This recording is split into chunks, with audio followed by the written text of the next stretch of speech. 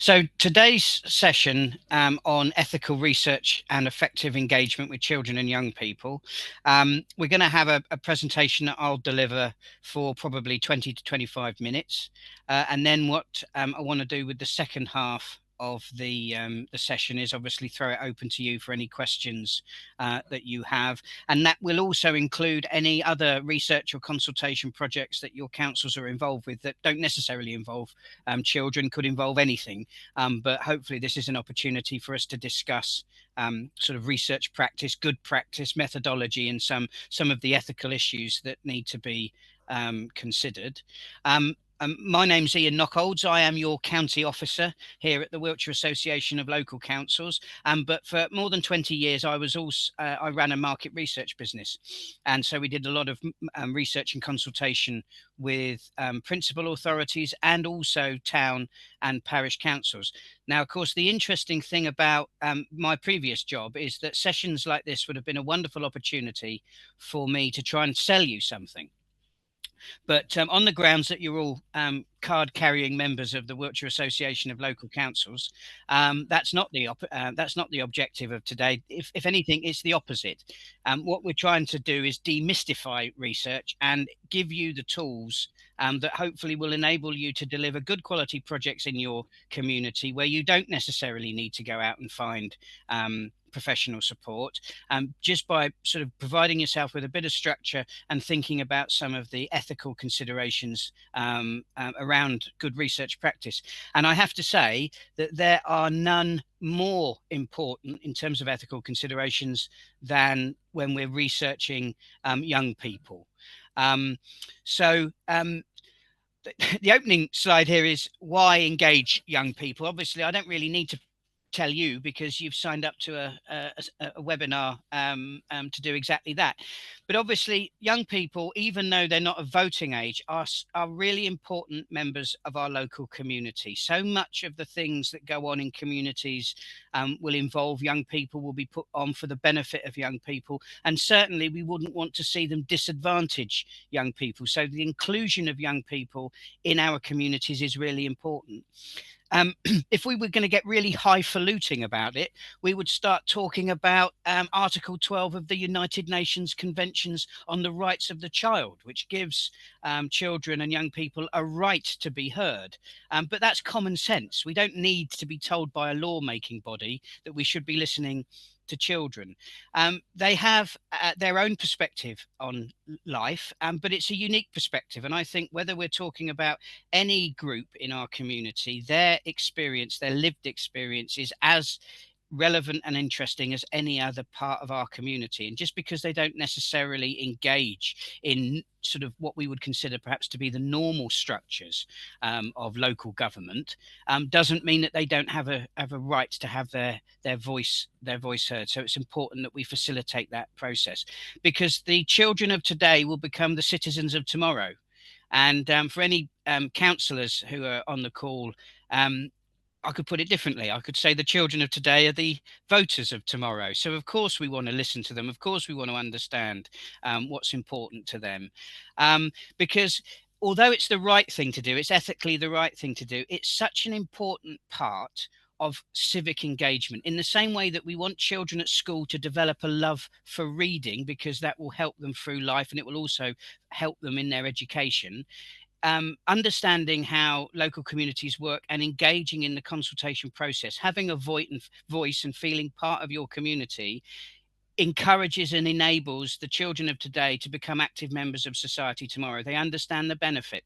That's a very delicate relationship, because if we get it wrong, then they will be disconnected from society. They will feel that their opinion doesn't matter, and that actually they won't understand why it's important to vote or understand what the local council is doing. So that's why engaging with children is so important.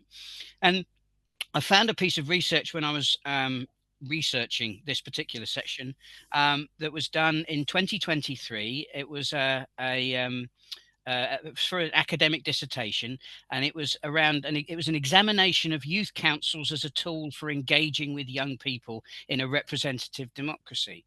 And one of the sort of headline findings was that of the local councils that were contacted, that's parish and town councils like your own, 50%, 57%, so that's more than half of local councils indicated that they have no direct engagement.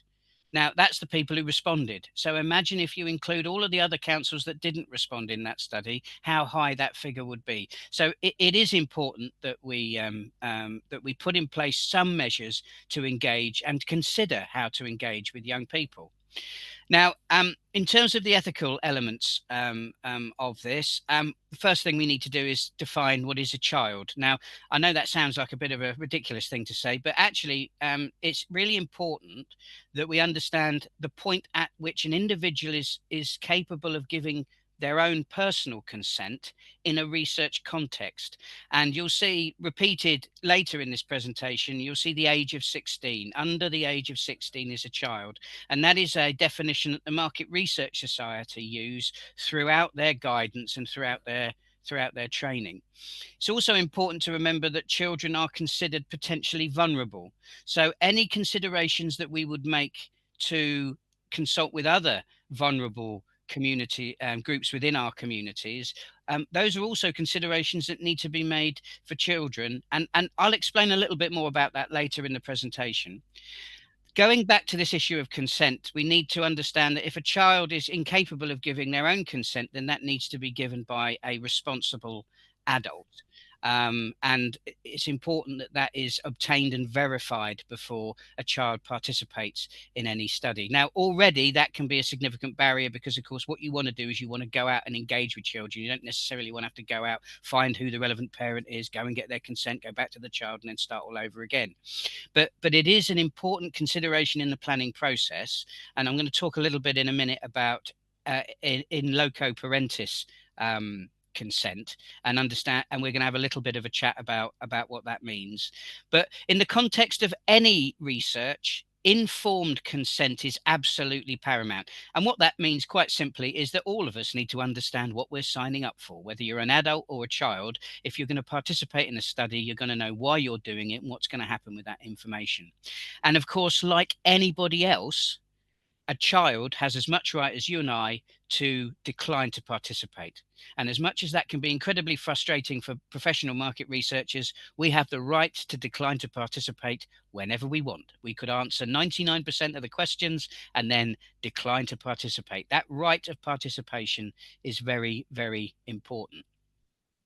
Now, I mentioned just now in loco parentis. So obviously a lot of the research that or consultation that will be going on in our communities, the most identifiable hub other than say a youth club or a youth council would be the local schools, engaging with the local schools. And in that context, teachers and head teachers are often sort of referred to as having this in loco parentis definition, which is about they have the ability to provide consent sort of on behalf of the parent in that particular setting, you know, in the school setting. And that is true, but it is interesting to consider the limitations of what that means, because actually one of the temptations that we'll have is to identify other groups like the Scouts or a youth club or a football club or a cricket club, judo, doesn't matter what it is, and think, is this a group we can engage with? That level of consent, the ability to sort of give permission, is at its strongest in the school setting. And I think that we've obviously got very formal arrangements in organizations like Scouts, for example, but actually think about it in a sliding scale. It's not always the case that a Sunday morning football coach is going to have the same ability to give permission for contact that a that a teacher or a head teacher is. So actually consideration should be given to saying, right, well, what can we do? Even if we can identify groups of children and we can identify people who are willing to support us, we still need to be going through the process of letting the parents know what we're doing and giving them the opportunity to opt out if they've got any concerns. So it does exist in loco parentis. It's strongest in schools, but we need to think about how it applies in other settings. There are other ethical considerations when we're designing a research project. Obviously, it will need to be made age appropriate, and that's important because we need to be able to communicate information and receive information from the child in a way that actually means something for them. So all of us are familiar with jargon in our everyday lives, and I know that principal authorities are past masters at creating incredibly complex technical consultation documents, sometimes for good reason, other times, we could be cynical about it. But actually, why on earth would we subject children to that? Why on earth would we ask questions in a language or in a level of language and understanding that they couldn't possibly respond to? So that's why sometimes conveying information through other images like cartoons, infographics, or videos should be considered and could be very useful. um, it's always important for any research project to be transparent. This goes back to us and our informed consent. What is it this is all about? What information do you want from me? What is the decision that you are seeking to affect, and what are you going to do with my information? Are you going to make my information available to other people? All of these things are the sorts of questions that all of us would ask if we were participating in a research project. And these are the things that we need to ask on behalf of children, or consider on behalf of children, if we're doing research with them. Now, earlier in the presentation, I talked about the fact that we should consider children as a vulnerable group. And one of the best examples of that is, depending on the type of discussion that we're going to have with them, we have to be sensitive to how they will react to the subjects that we want to raise, particularly if, as we've said, parental consent is a very important factor. So if parents are going to be nervous about any particular topics, then we have to respect that, even if it will impact on our ability to collect the data. It would be unethical, it would be wrong to hide certain questions from participants and from their parents just because they might not necessarily like to ask them. And also, we need to understand the importance of sort of the limits of what we're expecting the children to be able to provide us, in terms of not just the level of understanding that they can give, but also the amount of time that they can concentrate for. We need to be sensitive to those things, in the same way that we should also be sensitive to making sure that we wouldn't ever want to put anybody in a position of harm, or making them feel sort of negative or upset by participating in a research project. And that's why quite often, and we will talk about this in a minute, that research will be undertaken in an environment that is familiar to the participant, that they're comfortable in, because that will help them open up and provide a richer level of content. So those are that's a sort of a whistle stop tour around the ethical requirements for research with young people. What I'd like to think a bit more about now is some of the principles. So when you're going through the planning process, when you've got a project in mind, what are some of the principles and what are some of the techniques that can be used in order to deliver a good quality engagement project?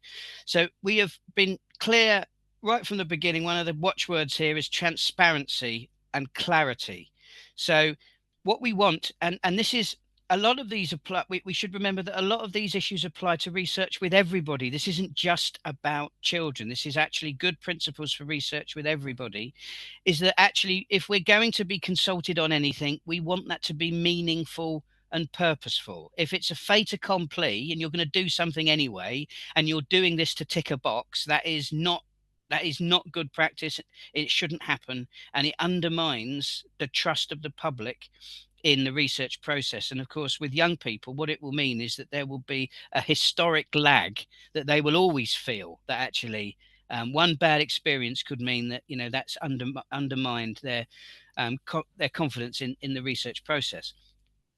So we have to be very honest and realistic about what we can affect, about what changes can be made. And that can be challenging sometimes, because sometimes people want to participate in something because they've got a really big ambition, but it can't be realized. So as long as we are realistic about what we can change, and we recognize, we share, we celebrate what perhaps somebody wants to change, but all the time we return to the principle about you know, I mean, I suppose one of the best examples would be research around high street regeneration, and the projects that I've done historically. You literally get a wish list of all of the shops that people would like to see in their parish, in their village. But Marks and Spencers aren't coming. Neither are Waitrose. Neither are Toys R Us. Unfortunately, we can't get Woolworths back. Um, so what we have to do is say, actually, yes, we get what you're looking for, but let's try and bring it back to something that is achievable. Um, and that really is that principle of only engaging when you're genuinely willing to act, and avoiding at all costs the risk of being seen as tokenistic. Tokenism is never ever a good thing. Um, so, having established the principle of the importance of why we are conducting the exercise, we need to make sure it's accessible, and we need to make sure it's inclusive. And this is where planning, and this is potentially where I expect perhaps some of your questions will lead when we've finished the presentation. That how do we, with a great ambition, with only limited time, very limited money, and even more even less resource to be able to sit down and sift through lots of data and comments and everything, um, how do we ensure that actually the projects that we do are accessible and inclusive? And this is a planning job. Planning doesn't cost any money. It does take time. But if we think about the groups that we want to involve, if we think about where the best possible touch points are, where can we engage with them? What barriers might we experience? What will stop people participating in our project? Of course, one of the things that will stop people participating is if it's an incredibly long survey and it's incredibly time consuming. So we really need to think about the importance of making projects accessible, both in terms of size and also language, but also going to groups where we feel it's really important that we want to engage. And I think where children are concerned, this is one of the biggest this is the tip of the iceberg, is the archetypal youth council or school, because you will inevitably have children that are willing to engage and will discuss the issues that they face. And in public consultation terms, if we were thinking about doing a public survey, we might classify these people as the usual suspects, the people who engage with us without any encouragement, sometimes from the principal authority or the local council. But what about the people who don't? What's stopping them? What can we do to engage with them? What can we do to go and find them? So if you've got concerns about antisocial behavior, yes, there will be kids who want to talk about their experiences of antisocial behavior. But of course, the obvious thing and the hardest thing is to say, well, what about the perpetrators of it? How do we actually sit down and get them talking sensibly about why they do what they do, and what we could potentially do that would make them, reconsider? And that is why the other sort of element of of accessibility is about issues around communication, around language, and the information that we produce, the surveys we produce, the way that we want people to feed back to us. Now, of course, some of the most interesting techniques, and we will talk about them in a bit, may actually provide you with a bit of a headache about how you analyze them. But really, the principle of all of this is to get people responding and commenting, drawing pictures, taking photographs, maybe even making a video. Some of the most interesting and creative ways of collecting information that we might not consider as traditional research methodologies, but can provide exceptionally deep insight and give the participant a sense of real ownership in the project. The fact that they have made their voice heard, and that's very important. And this is where the sort of the $65 million question is always about resource, and it's always about cost. And that isn't just about the resources that you're using to publicize and engage with respondents. It's also, you need to consider the importance of particularly for council officers, your time. Is it going to take 2 days, 2 working days, 3 working days, pardon me, a working week for you to sensibly analyze the information that you've collected? So understanding how much time you have and the ability that you have with the resources that you have at your disposal is really important to sort of to setting some expectations around what you can realistically do with the information that you collect. It's a real balancing game. It's a juggling act to make sure you've got the right balance between meaningful engagement with the participant and actually collecting data that you can usefully do something with. So I'd be very surprised whether any of these techniques are anything that you hadn't considered doing or had considered doing in the past.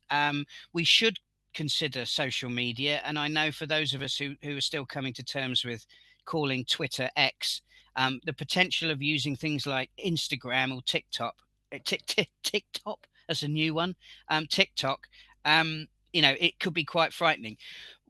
I think we get from a process point of view, consultation or research exercises, we feel very comfortable with a survey, or we feel very comfortable with a discussion group. And actually, I think to this principle of going to the respondent in a format that is comfortable for them, it can be challenging. It does require creativity, but actually, rather than getting somebody to fill in 20 questions that we've decided we want to know the answer to, if there are mechanisms out there that will enable you to get some insight into their interest in a general subject, then that is as useful as our 20 questions and our bar charts and our percentage of this and percentage of that. Organisations like schools and youth clubs, we talked about them, they provide a great opportunity to identify groups of children. I think schools are fantastic because, of course, going to school is supposed to be compulsory. So it should actually be an excellent opportunity to get a cross section of your local community. Back in the days when, well, I am actually still a school governor, but at the school I was a governor at before the one I'm currently involved with, Ofsted even had some criteria that talked about the importance of community engagement, and they wanted schools to demonstrate how they engaged with their local council on getting the children involved in making decisions. And of course, perhaps one of the obvious ones would be the design of local play equipment or youth activities. In the most recent Ofsted framework, I've not seen that, which is a bit of a shame because, of course, if there's a lever to go to the school and say, oh, by the way, you could really, I know I said avoid tokenism, but when tokenism works for us, then we need all of the tricks that we can put in our box. So if you've got a hook with an organization that will help it tick a community engagement box, then hopefully they'll see the value in engaging. Hopefully they will anyway, but that could be a good in to a school. I've talked a bit about being creative. I did a play park consultation with some children a few years ago. I did a couple actually, and one of the techniques that we used in that project was a technique called the Diamond 9. So I took 9 pictures of different play equipment and I asked the children to arrange them in a diamond shape where they put the piece of play equipment that they liked the most at the top, and then made a little pyramid cascading down their next preferences, and then finished off the diamond with the piece of equipment that they didn't like. And of course, the process of doing that not only generated a very nice image of the equipment that they prioritized, but it got them talking about why they put the zip line at the top and why they put the swing at the bottom and what it was they liked about the rope bridge and all that sort of stuff. So it provided a really useful creative mechanism to get them to talk, and also visually to see, to provide some sort of quantitative data, if you like, about what was the biggest preference. I think the other thing we've got here is sort of digital surveys and QR codes, and again, online questionnaires, face-to-face discussions are our sort of safe space when it comes to public consultation. But I think that if we're ambitious and we're planning multi-method projects, then you don't have to hunt too far on Google to find free to use apps that will make things like word clouds, PDF documents, and also will generate a QR code for a survey. And not every survey needs to be 40 questions long. Actually, I think when we're talking about youth engagement, maybe even surveys of only 2 or 3 questions long are going to provide you with information from people that perhaps wouldn't have participated under different circumstances.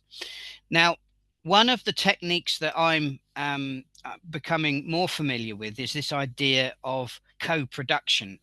And this is a technique that's used in in other forms of research and engagement, quite often with vulnerable groups, because I think it perhaps provides people of similar circumstances with a safe group of in which they can talk and discuss issues and not feel challenged or not worried that they're saying something that other people might consider to be stupid. And I really like the idea that we embrace this principle in youth research, because it, at its best, when you take the time to do it properly and sit down and really go through a process with a group of young people, what we want to do is we want to empower them that their voice is really important, that we have a decision that we're going to take and we want them to lead us. We want to make this the best decision we can for them. So we are putting them right at the heart of the decision making process. Inevitably, these things will be adult initiated, but if we have that principle that they're the boss, they are in charge, we set the framework around what it is we can and can't do for them and how it needs to work in terms of time and participation. But actually, they're the boss, and we want their creativity and their voice to come through in producing some feedback. Now, some of you may be familiar with the concept of citizens' assemblies, which is actually at its most academic, a very exciting um, process which has been used around the world to consider some of the most challenging policy topics that countries face, particularly with ethical considerations as well. It's well worth looking into it. But I've got a feeling that even in our smallest communities, this idea of sitting down with children, placing them at the heart of a process, getting them to hear from different people who've got a different opinion on something, and encouraging them to take that step and to produce that idea that comes at the end of it, sort of the mini citizens assembly, that could be really, really exciting, could be really transformatory. And I don't see, other than the time that it will take, that there's any reason why our communities couldn't be aspirational in doing that. We're coming to the end of the bits that I sort of wanted to take you through. So I just really want to sort of recap on some of the key messages about research with children and young people. The headline act is go where they are. So much of what we do, particularly in the public sector, is about us having a project. We are inviting people to provide their comment. If we're serious about this, and if we recognize the importance of the ethical issues around sort of comfort and consent, we should be prepared to go where our respondents are. And we need to be accessible, and we need to be inclusive. We need to understand who are the hardest to reach groups. It doesn't necessarily mean we're going to reach everybody, but we do need to think about it, because actually there might be a good idea out there that enables you to engage with a group of people that you actually have not been able to speak to before. And that's why it's important to consider things like plain English and avoiding jargon, because if we create a barrier with our materials, even if the door is open, even if their interest is there, it will be slammed, because they'll think, right, this isn't for me, this doesn't look like the sort of thing that I need to be I want to be involved with. Having an audit of your community groups. Where will you find the children in your community? What do they do? What are their interests? And that's why we start with schools at the tip of the iceberg, but we go through things like the youth club, the football club, the rugby club, the cricket club, all of the other different things. My children did ballet. I've never actually thought about doing consultation in a ballet school. Could be performative art, I suppose. But actually, why not? It's about understanding where our where our young people are at and engaging them in a way that makes them feel comfortable. Um, I think that hopefully sessions like this help you to think through the process. There's so much advice and guidance available that you can find on the internet. Now, I know that's a dangerous thing to say because actually some advice and guidance on the internet is complete nonsense. But that's one of the reasons why I talk about the Market Research Society, because there is professional guidance in the same way that we would be used to getting information from the National Association of Local Councils. The Market Research Society provides some really good guidance on how to engage appropriately with young people. That's something I'd be more than happy to send all of you after this session, so you can educate and inform yourselves about how best to conduct these projects. And obviously, that's what's really important is really thinking about the resources and the time that you have available. That is very important as well. So, just in summary, research with young people is really important because it's their right. We need to go where they are because, as with any hard to reach group, we shouldn't just expect them to come to us. We need to consider the environment that they're in. Is it safe? Will there be trust? What are we talking about? Are we talking about concepts that we might not find challenging, but they might? Is there an opportunity to ask a second opinion? One of the things that I'm lucky as a school governor to have access to is I do get to ask the teachers at my children's school the odd question once in a while. In fact, actually, one of the deputy headmistress of the school, the primary school that my youngest daughter goes to, helped me produce some materials about local councils for primary school age children. So actually, for people in your communities, whether you might even be related to them, you might be living next door to them, you might just know of them, actually getting a second opinion if you're worried about what's appropriate to children, I think is a really good idea. The idea of involving children at every stage of the process and having an ongoing process so they understand that their opinion really matters and you're not just here to ask them a one-off question and then forget about what they've said. I think that's really important. And again, one final point, and it's not just about children, it's about every single person that is ever researched about anything. We'd actually like to know what good our time, our input gave. So actually, when you've done when you've done a survey on the phone for 40 minutes, or when you've spent 5 minutes filling in a questionnaire, if you actually appreciated why you did it and the difference that that made, the decision that it informed, then you're going to have a lot more faith in the process and you're going to want to go back. That's a really important ethical point about all research, and why on earth wouldn't it be relevant for children and young people? So I think I've blasted you for 20 minutes. And before we get onto the any questions, I will just finish the recording. So